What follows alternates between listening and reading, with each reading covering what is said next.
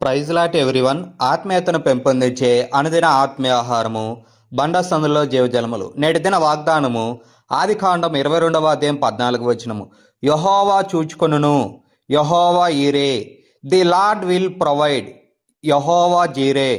పరలోకపు అనుగ్రహము, grace from heaven. ఆదికాండం 22 అధ్యాయము అబ్రహాము తన కుమారుడు ఇస్సాకును బలిగా అర్పించమని దేవుడు పరీక్షించిన సంఘటనను వివరిస్తుంది. అబ్రహాము దేవుని ఆజ్ఞకు సంపూర్ణ విధేయత చూపించాడు. చివరి క్షణములో దేవుడు దూత ద్వారా అతన్ని ఆపి ఇస్సాకు స్థానంలో ఒక పొట్టేళ్లు బలిగా ఏర్పాటు చేశాడు. అప్పుడు అబ్రహాము ఆ స్థలానికి యెహోవా ఈరే అని పేరు పెట్టాడు. దానికి అర్థము యెహోవా చూచుకొనును, లేదా యెహోవా ఏర్పాటు చేస్తాడు, యెహోవా సమకూరుస్తాడు. ఈ పేరులో ఉన్న ముఖ్యమైన అర్థాలను మనం ఆలోచించేద్దాము. మొదటగా, దేవుడు ముందే తెలుసుకొని ఏర్పాటు చేస్తాడు. మనకు అవసరం వచ్చినప్పుడు మాత్రమే కాదు, అవసరం రాకముందే దేవుడు దానికి పరిష్కారాన్ని సిద్ధం చేసి ఉంచుతాడు. రెండవది, విధేయతకు దేవుని సమాధానము. అబ్రహాము దేవునిపై సంపూర్ణ విశ్వాసం ఉంచి విధేయుడుగా ఉన్నాడు. ఆ విధేయతకు ప్రతిఫలంగా దేవుడు తగిన ఏర్పాటును చేశాడు.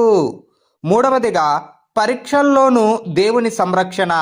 కఠిన పరిస్థితులు, పరీక్షలు వచ్చినప్పుడు కూడా దేవుడు మనల్ని విడిచిపెట్టడు, సరైన సమయంలో సహాయాన్ని ఇస్తాడు. నాలుగవదిగా, ఆధ్యాత్మిక భావం. ఈ సంఘటన భవిష్యత్తులో దేవుడు మనుషుల రక్షణ కోసం తన కుమారుని అర్పించబోయే మహాయోచనకు కూడా సూచనగా భావించబడుతుంది. అవును, మన కొరకు ప్రభు కల్వరిలో బలయ్యాడు. ఆమేన్. నా ప్రియ స్నేహితులారా, నేటి వాగ్దానంగా ఆదికాండం 22 అధ్యాయం 14 నుండి ఎన్నుకొనబడినది. ఇది యెహోవా చూచుకొనును అని చెప్పబడినది. అవును, అది నిజమే. మీ జీవితంలోని ప్రతి అవసరాన్ని ప్రభువు చూచుకుంటాడు. బైబిల్లో తాను దాగి ఉన్నప్పుడు కాకోలము ద్వారా ఆహారం అందించిన ఏలియా జీవితమును గురించి మనము చదవగలము. తరువాత కొంతకాలము కరువు సంభవించెను. కాబట్టి కెరీతు వాగు దగ్గర దాగిండమని యెహోవాకు అతనికి ప్రత్యక్షమైనది. అప్పుడు ఏలియా దేవుని మాటకు లోబడి వెళ్ళినప్పుడు దేవుడు అతనికి కాకోలముల ద్వారా ఆహారం అందించాడు. 40 సంవత్సరాలు అరణ్యములో ప్రయాణించిన ఇశ్రాయేలుల చరిత్ర నిశ్చయముగా మీకు కూడా తెలుసునని నేను తలంచుచున్నాను.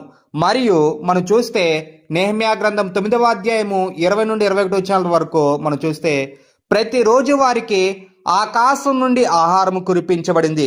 నిజముగా అరణ్యములో ఏమీయూ తక్కువ కాకుండా 40 సంవత్సరములు వారిని పోషించితివి.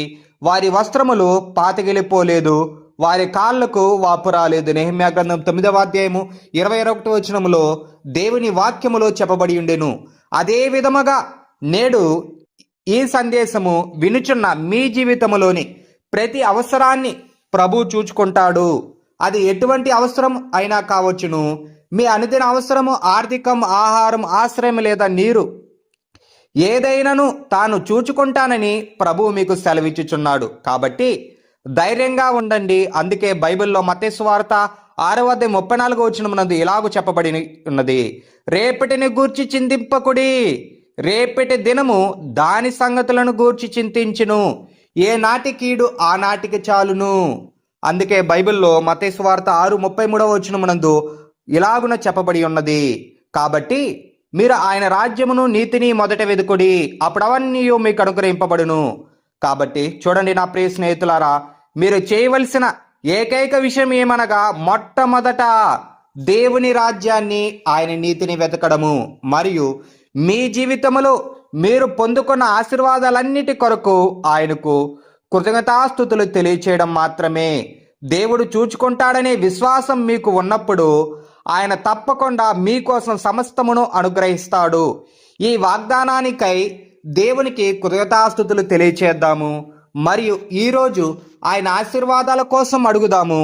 నేడు ఈ సందేశం వినుచున్న మీరు కూడా ఏలియా వలె దేవుని మాటలకు లోబడినప్పుడు నిశ్చయముగా ప్రభు మీ అవసరతలన్నీ తీర్చి మిమ్మల్ని ఆనందింపజేస్తాడు. బైబిల్లో మత్తయి సువార్త 6:33 ఇలాగున చెప్పబడి ఉన్నది, కాబట్టి మీరు ఆయన రాజ్యమును నీతిని మొదట వెదుకుడి, అప్పుడు అవన్నీ మీకు అనుగ్రహింపబడునని. ఆదియందు దేవుడు పరిశుద్ధ గ్రంథము ఏ వాక్యముతో ప్రారంభమైందో గమనించారా? నీ జీవితము కూడా ఈ విధంగానే తెరవబడాలి. మొట్టమొదటిగా అన్నిటికంటే ముందుగా నీ పౌరసత్వం ఉన్న ప్రదేశంగా నీ పూర్ణాత్మతో దేవుని రాజ్యాన్ని వెతకాలి. నీ జీవిత స్వభావంగా నీతిని వెతకాలి. ఇక మిగతావన్నీ స్వయంగా ప్రభు చేత అనుగ్రహించబడతాయి. వాటి నిమిత్తం నువ్వు చింతించనవసరం లేదు, ఆందోళన చెందనవసరం లేదు. ఇప్పటి నీ జీవితానికి నీ భక్తికి కావలసిన సమస్తము నీకు అనుగ్రహించబడతాయి. ఎంత అద్భుతమైన వాగ్దానం ఇది! నువ్వు ఆయనను వెదికే పనిలో ఉంటే ఆహారం, వస్త్రాలు, గృహం మొదలైనవన్నీ నీకు అనుగ్రహించే పనిలో దేవుడు ఉన్నాడు. ఆయన పనిలో నువ్వుంటే నీ పనిలో ఆయన ఉంటాడు. నువ్వు షాపింగ్ చేయడానికి వెళ్ళినప్పుడు ఖరీదైన వస్తువులు కొంటే అవి వేసుకోవడానికి ఒక చిన్న సంచిని ఇవ్వడానికి షాపు వాళ్ళు నిరాకరిస్తారా? లేకపోతే నీకు అవసరం ఉండి చిన్న చిత్తు కాగితం అడిగితే దాన్ని ఉచితంగా ఇవ్వరా? ఆ విధంగానే మనకు కావలసిన భూ సంబంధమైన వస్తువులన్నీ దేవుని రాజ్యంతో పాటు ఉచితంగా ఇవ్వబడ్డాయి. గొప్ప రక్షణని స్వాస్థ్యముగా పొందిన వాడు ఆకలితో చచ్చిపోతాడా? దేవుని నీతిని తన ఆత్మకు వస్త్రంగా ధరించుకున్న వ్యక్తిని దేవుడు ఈ లోకములో దిగంబరిగా ఉంచుతాడా? నీ మనసును ఆందోళనకు గురి చేస్తున్న చింతను వదిలించుకో. నీ మనసంతా ప్రభువుని వెదికే పనిలో నువ్వు ఉండేలా చూసుకో. నీలో దురాశ ఉంటే అది పేదరికానికి హేతువు. నీలో ఆందోళన ఉంటే అది దుఃఖానికి హేతువు. నీలో విశ్వాసం ఉంచడం గొప్ప ఆస్తితో సమానము. Having faith in God's work is equal to great wealth. దేవుని పోలికగా మారడం అనేది పరలోక స్వాస్థ్యము. Being transformed into God's likeness is heavenly health. ప్రభువా, నేను నిన్ను వెతుకుతున్నాను, నాకు దొరుకు. ఆమెన్. మన జీవితానికి ఈ యొక్క సందేశాన్ని అన్వయించుకుందాము. మన పరిస్థితులు ఎంత కష్టంగా కనిపించినా దేవుడు చూస్తున్నాడు. ఆయన సమయానుసారంగా అవసరమైన దాన్ని సమకూరుస్తాడు. కాబట్టి దేవునిపై విశ్వాసం ఉంచి విధేయతతో ముందుకు సాగాలి. యెహోవా ఈరే అంటే మన అవసరాలను తెలిసి సరైన సమయంలో వాటిని తీర్చే దేవుడు. ఆమేన్. నేటి ధ్యానమనకై ఫిలిప్పీయులకు రాసిన పత్రిక 4వ అధ్యాయం 19వ వచనము. కాగా దేవుడు తన ఐశ్వర్యము చొప్పున క్రీస్తేస్తునందు మహిమలో మీ ప్రతి అవసరమును తీర్చును. ఆమేన్. ప్రార్థన చేసుకుందాం. ప్రార్థన. ప్రభువా, యెహోవా ఈరే, నీకే స్తోత్రముల తండ్రి. మా అవసరాలన్నీ నీకు తెలిసినవే. కష్టకాలములో నీపై సంపూర్ణ విశ్వాసం ఉంచే హృదయాన్ని మాకు దయచేయము తండ్రి.